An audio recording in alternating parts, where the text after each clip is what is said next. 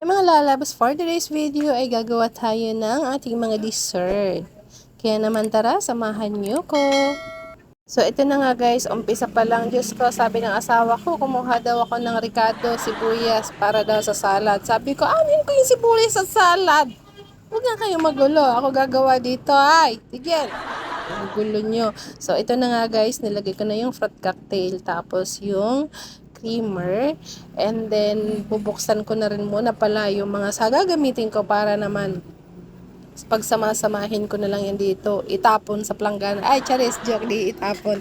Siyempre, pag halo-haloin na natin, lagyan natin yung buko.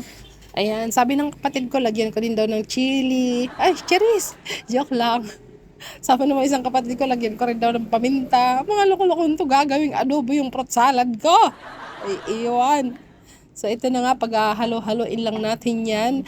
Ayan, tapos imikos-mikos. Charis, imikos-mikos gamit ang kutsara, hindi ang kamay. Ay, nako. Pero syempre guys, kidding aside, bago tayo gumawa ng ating mga pagkain, ay maghugas muna tayo ng kamay. At syempre, linis na natin yung magagamitin natin. Kasi tayo din naman ang kakain yan. Mahirap na magkasakit. O, diba? So, ilagay na natin yung nata de coco. Tapos, lagay na natin yung kaong.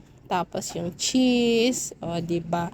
Pagsamasamahin na natin yan dyan. Ay, para medyo nauuna yung aking voice over. But anyway, isang buong cheese yung nilagay ko dyan para masarap talaga yung ating fruit salad. So, konti lang naman kami sa bahay. Kaya ang ginawa ko ay 3 fruit cocktail na maliliit. Tapos, 1 kilong buko, and then kaong, nata de coco, cheese, and then ayaw namin na medyo matamis kaya binawasan namin yan. So ngayon din, ganun din sa Graham at gagawa na rin ako. Diyos ko po, pagpasensya nyo na talaga yung aking pag-voice over at masama talaga yung tama ng aking lalamunan. So eto naman guys, gagawa naman ako ng Graham. Ayan, hawakan ko na, pero okay, mag-alala kasi naghugas din naman ako nung 1 linggo pa. Ay, charis.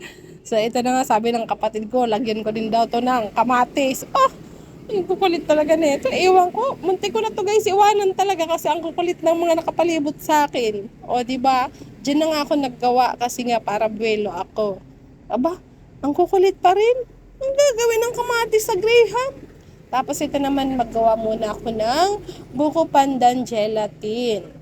So, ito, linagyan ko lang to ng konting gatas. Tapos yung pula, yun yung lalagyan ko ng maraming gatas. So, kaya tara naman, abangan nyo na lang kami mamaya sa kainan. Ayan, advance Happy New Year, guys. See you on my next vlog.